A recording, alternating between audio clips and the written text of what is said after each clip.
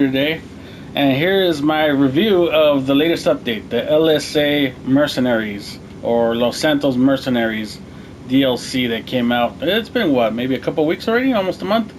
So I think it was a pretty good time to just go ahead and review everything. And pretty much here you're pretty much seeing the best parts of the update, which is the new jet. This is the Raiju. It is the fastest jet now in the game. It has VTOL missiles, explosive cannons. Though that's the older ones, not the newer, not the ones that were overpowered before. But still, very good jet, very fast jet, very agile, easy to land, stuff like that.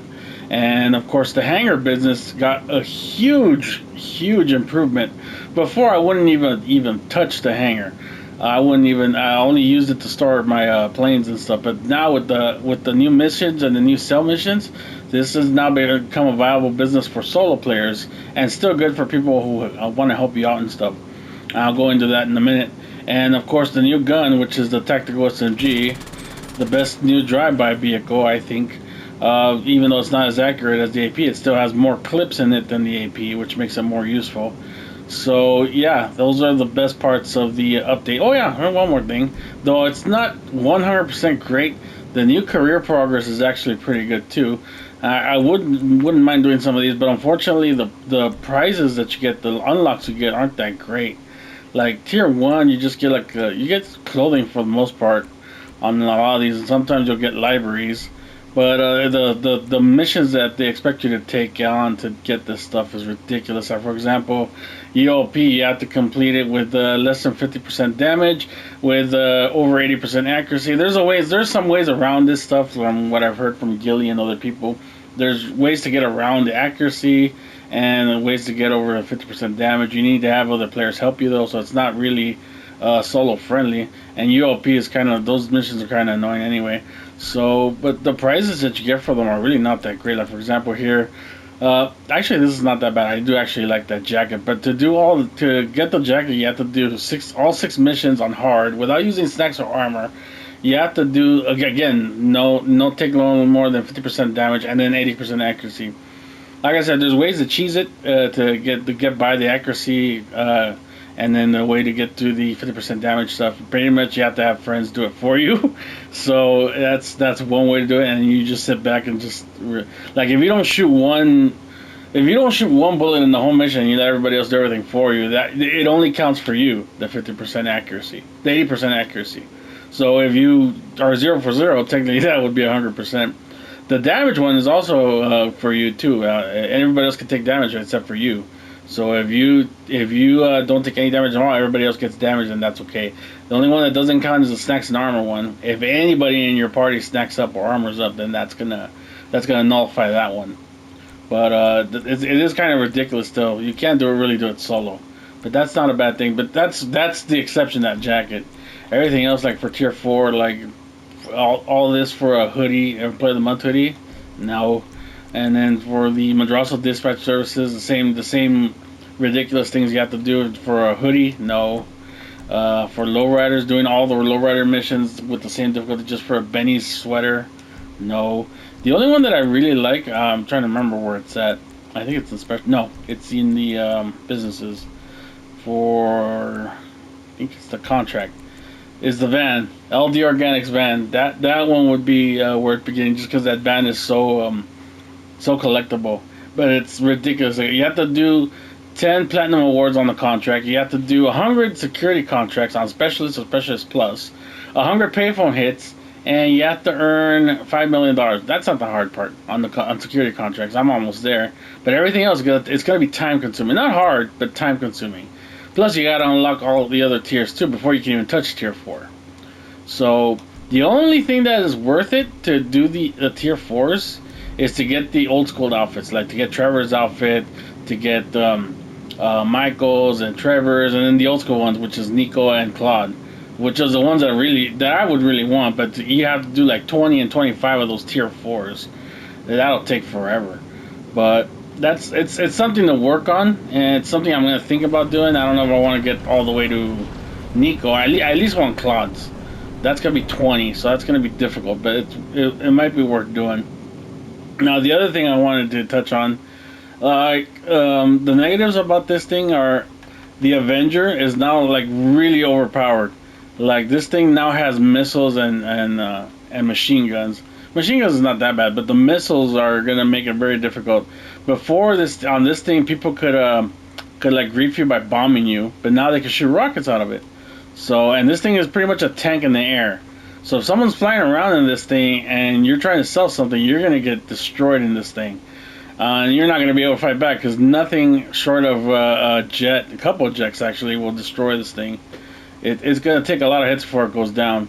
So that's the one negative, that they made the Avenger really overpowered. The other negative is those damn missions. Like those 6 missions that you have to do, they don't pay out very well, and they're not all that great. I mean, they're entertaining for a little bit. There's really not much story to Charlie. Where is Charlie in here? He's somewhere in here, but anyway, wherever he's at, those 6 missions that you gotta do, they're not a lot of fun. Some of them are annoying, and some you can really cheese the game into, like for example, the Avenger one, which is I think is the 3rd one. You can just get them to destroy themselves. Well, that's not really fun. That's just waste of time. And there's rewards attached to that too, that you gotta do for tier 4. And then the other thing is Rooster here. Rooster, you can pay him to collect crates for you. I think it's, what is it, 25,000 to collect source crates for you. But unfortunately for Rooster is that it's random. So you want to be able to pick what you want to get, because there's bonuses attached to what kind of cargo you get. And unfortunately, Rooster just brings you random stuff. So he's not really worth it. It's basically like Lupe. But with Lupe, it doesn't matter what she gets you as long as she gets you crates. It doesn't matter what kind she gets you. Here it does matter, because you want to collect one of each crate till you get the bonus. And here's the thing that's also been good with the hangar, is that we finally get this hangar as a business to do. Now, I've been doing a couple of sourcing. I'm hoping to get to 50 by the end of this week, which is Thursday. I'm working on it. I've gotten 21 just doing the land missions. Before, I used to have to do air missions, and those were all annoying. Like, I never really liked any of the air missions that I ever did. They took too long, and for solo players, it was only like 1 crate. And now for land missions, 3 of the 4 missions are actually very doable solo, and one's just, it's also doable solo, but it's kind of annoying. But I'd rather just skip it. But the other 3 missions, the one where you have to use an RC car to get under the grate, that's really easy, especially if you're disabled the security. That's really easy. The one where you have to get Rooster, pick up his crate, that one's really easy. That one's just, you have to just find a place to park you have to find the crate first while you're in the Raiju, and then just park it somewhere where you're all away from the visibility cones of all the enemies, and just get the crate and then take off. That's easy. And then the other one, which one's the one I'm missing? Oh, the one where you have to shoot the freight, the container, shoot it out and then pick it up. That's really easy, because you don't even have to get out of the Raiju. You just shoot the freight till the container pops out, the cargo pops out. Then just with the Raiju, just move right into it, and then you pick up the crate and you just take off. With the other one, you have to land the Ranger and pick it up manually. You have to pick it up on foot. But with this mission, the one where they're doing a deal, I guess, like 2 rivals are dealing, and you have to go blow up a container, and then you pick up the crate. You don't even have to get out of the Ranger. You just go, blow it up, pick it up, and you're gone. And you can do that in a couple of minutes if you're really quick. And then the cell missions now, when you do cell missions, you get to pick, like for example, you get to get bonus and stuff. You actually also get to pick if you want to do land or air too, and the land vehicles are also solo friendly. They're kind of the same as the acid lab business. Like the vehicle depends on how many people are on your MC or your CEO. Like for example, if it's just me, you're only gonna get 1 vehicle, and you probably do either there's like 3 missions I think. One will be a solo vehicle regardless, which is I think is the truck. But other than that, you get other ones where you have to do deliveries like similar to the acid lab, and it's solo friendly. So this makes the hangar business now viable for solo players. It just takes a little while to load up the crates. Even the way I've been doing the missions, like I've been doing like one, like you could do like where you go back to back on sourcing, or you could do 1 narcotic and 1 chemical. But I'm doing one where I'm doing just narcotic, just to get that bonus where you get 50 of one thing in there. So I'm doing that. But in the future, I'll probably just go back and forth between this one and this one, just to fill up the hangar faster. But right now, I just want to do the ones where I do the solo one, because I already started, so I'm just might as well just go all the way to 50. And I'm hoping to do that by Wednesday afternoon and be able to sell it. So that's what it's pretty much, like I said, the update. The one other negative I'm going to say about the update is that they removed 188 vehicles from the game, which is kind of stupid. And what they did is they're going to put all these vehicles here, and this is the Vinewood Car Club, and this is only for GTA Plus members. In fact, I think you could even spawn there if you want to. Let me do that real quick. Let me see. I think that's an option too, where you can spawn at the where is the freak shop? Yeah, you can spawn at the car club. So you could spawn over there just to go get some vehicles. Now, if you don't have GTA Plus, this is pretty much worthless. It's worthless either way. But if you have GTA Plus, you could buy cars from there. And some of the cars that are here are the ones that they removed from the game. Like, for example, Pros talked about this one, I think. This is the Sterling GT. This car just is not that old. It got removed. And the only way you can purchase it is you have to be a GTA Plus member to purchase it. And there are other cars here, there are other vehicles here that have been removed too as well, and some of them haven't been. And then you get a quote unquote a free car if you have GTA Plus, which would be the one that's always here. And I think this is the I want to say some monstrosity. Yeah, the monstrosity. This is a new car, so you get that one for free, quote unquote for free, if you have GTA Plus. And then, like I said, the only ones that can monetize getting something for free. So that's pretty much it. I mean, this update, I was torn. In the beginning, I liked it a lot because I liked the jet. I liked the Avengers' new weapons, even though they're a little overpowered. I did like the new gun and stuff.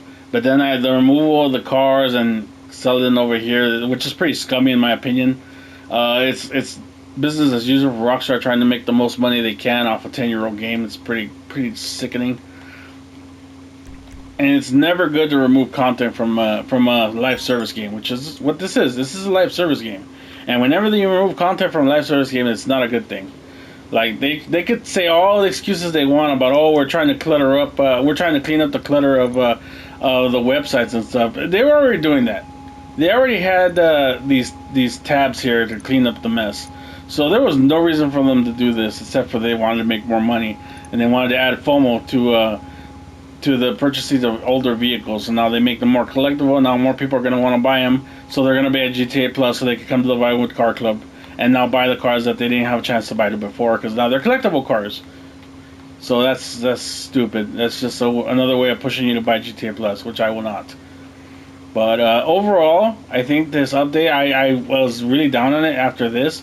But then after I saw how much the hangar has changed, I gotta say it's okay. It's an okay update. Like I put up a vote on my channel, and a lot of people said it was okay, and I'm starting to agree with a lot of people. This is an okay update, despite all the scummy crap that Rockstar has done. Like they really revitalized the hangar. I'm actually doing it now, which is something I wouldn't have never done. And like I said, the plane is awesome. Even sourcing the crates on the plane is pretty fun. And the Tactical SMG as a drive-by weapon is pretty cool too. So yeah, it's okay. Like, there's a lot of things that are wrong with this update. I'm looking at one right now, but there's a lot of things that were good too. So yeah, I'm in the middle. It was okay. Like, there's a lot of bad and there's a lot of good, but we're in the middle. So could have been better, could have been worse though. Like I said, like for the story, there wasn't much of a story, so that was a waste of time. All those missions are a waste of time. I wouldn't even upgrade the Avenger. At least not add that little terminal. It's not worth it unless you really want to get the tier 4s for those missions. But that's about it. Yeah. So thank you guys for watching. Take care. You guys have a good one. Hopefully, maybe I'll stream sometime this week. If I do, hopefully I see you there. Take care.